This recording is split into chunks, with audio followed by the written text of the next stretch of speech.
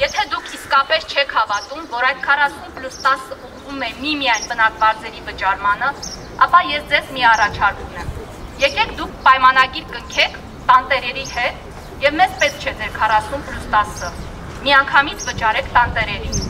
Մարտի 31-ին Երևանում աշխատանքի եւ սոցիալական հարցերի նախարարության դիմաց տեղի ունեցավ արցախցիների հերթական ակցիան։ Նախաձեռնողները կրկին կոչ արեցին չկրճատել բնակվարձի աջակցություն ստացողների թիվը եւ հանդես եկան առաջարկով։ Նրանք նաեւ շեշտում էին, որ բնակապահովման ու զբաղվածության ծրագրերը արդյունավետ չեն։ Բազմիցս հասարակական կազմակերպությունները ձեզ դիմել են տարբեր առաջարկներով։ Նշել, որ ձեր մշակած բնակապահովման ծրագիրը չի բավարարում տեղահանվածների կարիքները։ Ասում եք մինչև 5 միլիոն դրամ սերտիֆիկատի գումար եք տալիս։ Եկեք ես ձեզ մի առաջարկ ունեմ։ Մենք այդ 5 միլիոնը ձեզ ենք տալիս, դուք գնացեք ձեր այդ սահմանամերձ բնակավայրերում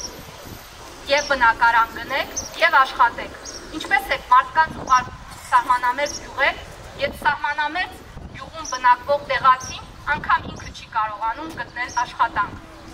Ցույցի մասնակիցների խոսքով արցախցիները լուրջ խնդիրների են առնչվելու բնակվարձի աջակցության ծրագրի կրճատման պատճառով։ Պարզապես չի կարող ընտանիքի մի հոգին աշխատելով կարողանա հոգալ եւ բնակվարձը եւ սննդի կամ մնացած բոլոր հարցերը հոգալ։ Մուքոզ մկրեր իրանք մեզ լսին ու մեզ հասկանան վեր իրականությունը լրիվ այլ է, Արցախահայություն աշխատում է, բայց այն վիճակը, որում հայտնվել եք, այդ վիճակում հնարավոր չի աշխատել, ապահովել գոնե մինիմալ կեցությունը եւ ուզում եք իրանք որոշում ընդունեից անպայման հաշվի առնեն մեր կարծիքը լսին մեզ եւ մշակին որոշումները մեզ հետ միասին։ Բնակարանային ծրագիրը նշում է, որ մարդիկ կարող են ասենք տուն գնել, բայց ես չեմ պատկերացնում կոնկրետ իմ ընտանիքը 9 միլիոնով ոնց կարող է հարակից բնակավայրերից, ես չեմ ասում կենտրոնից, որը որ շեշտվում է հիմնականում, որ արցախցիները ուզում են կենտրոնից տուն գնել,